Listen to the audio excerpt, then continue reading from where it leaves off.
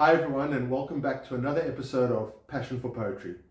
I'm Passion, and I'm here to share some of the world's absolute best poems, poets, and poetry with you. I want to take you on a journey that either stokes the flames of your love for poetry or kindles a fire in your heart to discover more lyrical greatness as you break into the incredible world that good, simple, beautiful, direct poetry has to offer for you in today's modern age. As I've said before, I love poems that just grab you by the seat of your pants and take you on a ride. And today we have one of my favorite poets of all time, Billy Collins, another OG of poetry. Billy Collins was born in 1941 and served as Poet Laureate of the USA from 2001 to 2003.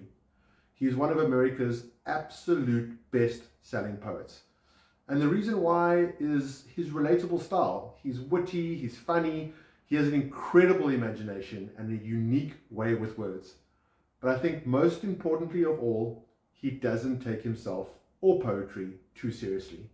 He isn't full of himself. Some poets are. And that shines through in his poems and beams out in the enjoyment of his readers.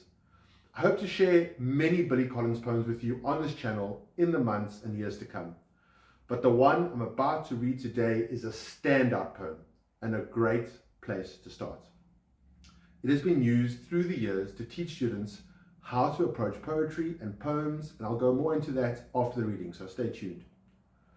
Billy is all about having fun with poetry. So without further ado, good viewer, lavish lover of poetry and performance, today's poem is called Introduction to Poetry. Introduction to Poetry by Billy Collins. I asked him to take a poem and hold it up to the light, like a color slide, or press an ear against its hive. I say, drop a mouse into a poem and watch him probe his way out.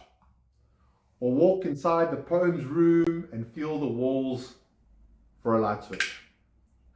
I want them to water ski across the surface of a poem, waving at the author's name on the shore. But all they want to do is tie the poem to a chair with rope and torture a confession out of it. They begin beating it with a hose to find out what it really means. So, what does this poem say to you? Well, let's answer some of that now, and please jump in with your comments on your thoughts at the end of the video. Hopefully, as you would have seen, this poem does not want to take itself too seriously. So let's dive into a breakdown of the different parts and messages.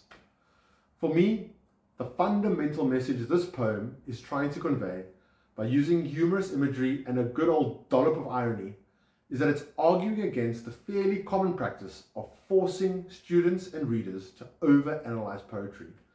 It's saying rather just immerse yourself in the poem's rhythm, rhyme, structure, and mental imagery and just enjoy the ride.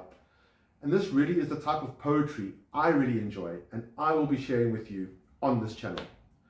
You don't need a PhD to enjoy good poetry. Next, the metaphors. You'll see Collins uses vivid metaphors to illustrate how to engage with a poem, like, I want them to water ski across the surface of the poem. He's saying, go for it, read on and have fun. And another one, dropping a mouse into what he is implying is a maze of words, as if poets are sometimes trying to confuse readers with their writing, which, let's be honest, it sometimes feels like that in overly complex poems. And he's dropping this mouse in so it can find its way out of the literal mess. And I'll say it again, you shouldn't need a PhD to enjoy good poetry. Next, Billy warns against analysis paralysis. The poem illustrates this beautifully with the idea of tying the poor poem to a chair with rope and beating a confession out of it. Tell us what you mean, poem! It just seems unnecessary, and I think Billy would prefer that we don't take any hostages while reading poetry. Okay, what did you think, guys? That's it from me for today's episode. I hope you enjoyed it. Please let me know in the comments if you have ever felt confused by a poem or like you're being held hostage by the words and trying to figure out what the meaning of this flippin' poem is. Okay, see you in the next one and keep well.